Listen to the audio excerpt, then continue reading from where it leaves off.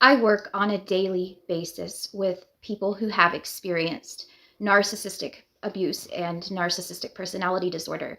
Some victims, they grew up in a humble household.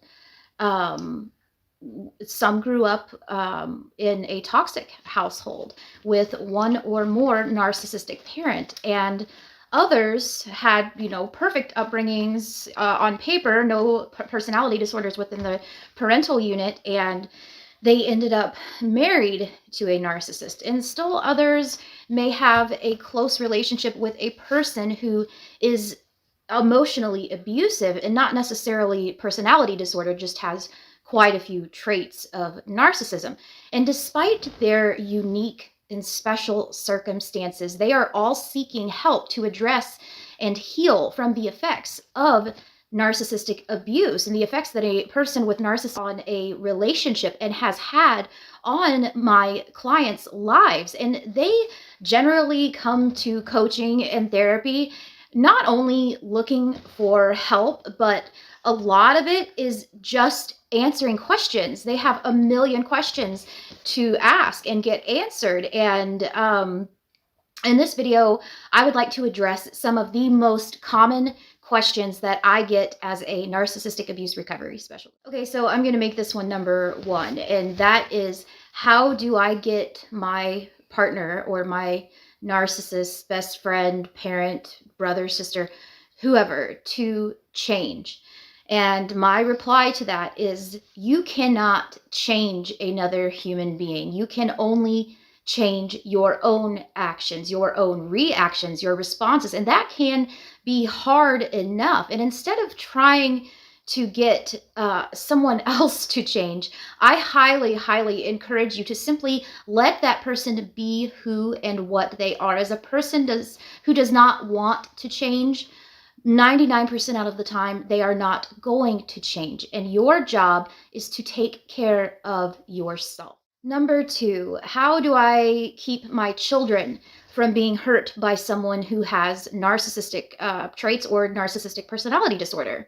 My advice is to find a therapist, and ASAP. As children, they tend to be influenced, obviously, by the people that they are around. And if you are concerned about your co-parents' actions and behavior, or if you have reason to believe that they are consistently lying and attempting to manipulate your children, you may be dealing with something known as parental alienation. Some parents with narcissistic traits use this complex form of covert manipulation as a tool to encourage children to reject the other parent. And parental alienation syndrome shares similarities, striking similarities, with brainwashing and cult behavior, and can have and does have a serious impact on the parent-child relationship. If you are the other parent in this scenario, then this can be a very challenging situation. The best approach to dealing with this type of abuse is to limit the other parent's influence over the child and have the courts involved at all times. The courts should always, always, always be involved. Keep meticulous documentation. Teach your children critical thinking skills. Demonstrate a safe, empathetic, and non-controlling relationship and environment with your children. Focus on the relationship you have with your children, and try to be more in tune with your kids and spending quality time with them, doing things that they like to do, relaxing and enjoying yourself, as you cannot be yourself and you cannot be a good parent without doing that. Okay, so number five, how do I co-parent with a narcissist? I get this question a lot, and I've done entire videos on most, if not all, of these questions, by the way. Co-parenting situations.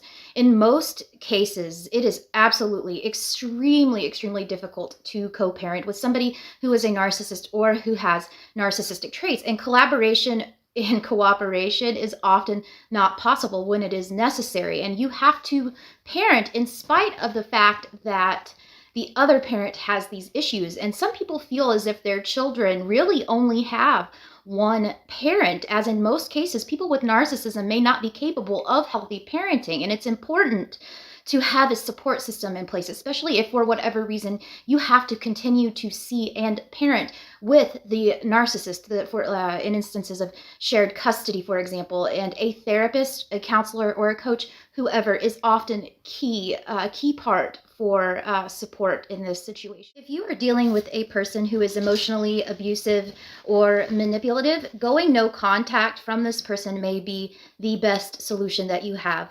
Block this person from your phone, your email, your social media, or any channels that you believe they could use to get in touch with you. This way, you will not have to worry about receiving and reading text, calls, and messages. And even if you see this person while you are out and about, it is a good idea to avoid them. And if you must talk to this person, in the very rare circumstance that you must, keep the conversation short, simple, and on the topic, and hold yourself during that encounter. Don't get sucked in by the attempts that the narcissist is going to use to manipulate you. And if possible, consider including a third person or a third party in this meeting. And ideally, this person is someone that you can trust, who will remain non-combative and whose presence can help you remain grounded. So number 4, I get asked about the silent treatment a lot.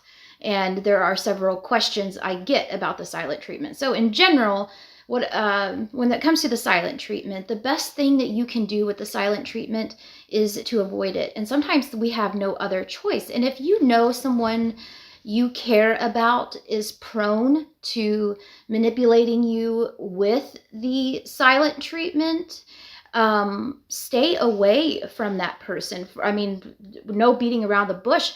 Try to cut this person out of your life, because this is absolutely toxic behavior. And being in contact in any way, shape, or form, in any type of relationship with someone who has narcissistic traits is often complicating and confusing and damaging. And the silent treatment, it is a powerful, powerful manipulation tactic. It is a hurtful control tactic, and people experiencing the silent treatment may feel like they have to do whatever that the narcissist wants in order to reestablish connection with the narcissist again. And recovering from the effects of narcissistic or emotional abuse, like the silent treatment, they can be challenging, but it is possible, and you will absolutely heal. So how do I break free from a narcissistic relationship? I think this is number 6. I can't always mess up my counting.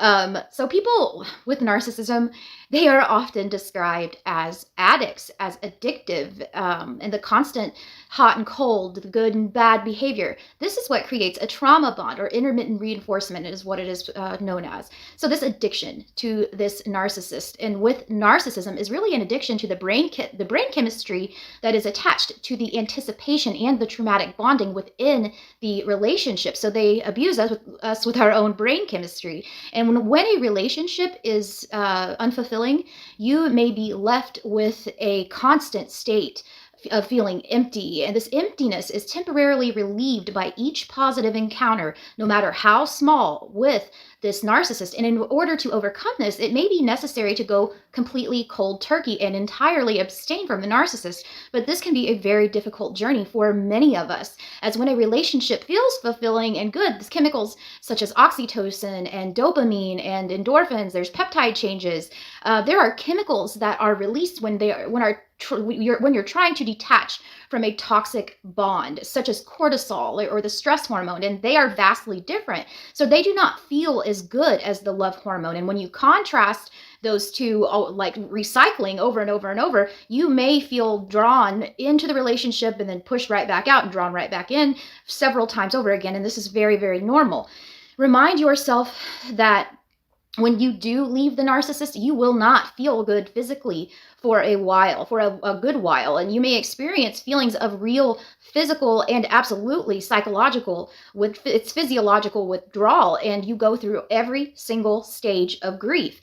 And the good thing about this is that we all know, and this is well studied, that we do heal. We do have the capability to heal. And in time, turning friends and family and other members of your community into your support system, practicing self-care slowly but surely, and seeking support from a coach, a therapist, a counselor, a psychiatrist. These are all ways that you can work through a difficult breakup with a narcissist.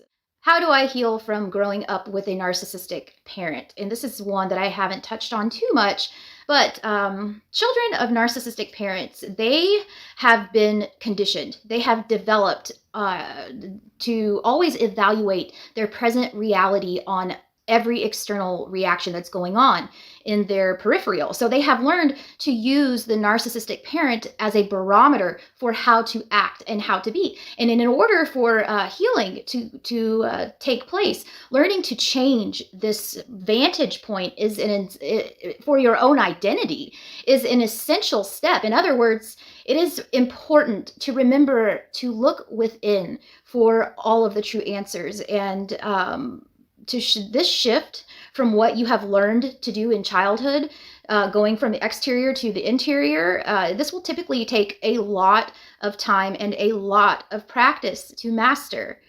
So here are some suggestions to help you on your use your voice. You have a voice, and a very loud one at that. When I first started this account, I had no idea that it would turn into what it has turned into. And I remember dreaming about making these videos that you are watching right now so that I could help other people. And my voice is a lot louder than I would have ever imagined. And I promise you, this is one part of healing that is probably the best in what you get in return and what you learn about yourself. Remember, it takes time, and that healing does not happen overnight. Nobody gets over a narcissist overnight, and time is absolutely on your side. Hey guys, if you would like to donate to Narcissistic Abuse 101, you can click the link in my PayPal, and your contributions will go towards live speaking events, coaching for those who are in need, the production of these important videos, and so much more that I have coming up. To those of you who have already donated, thank you so much.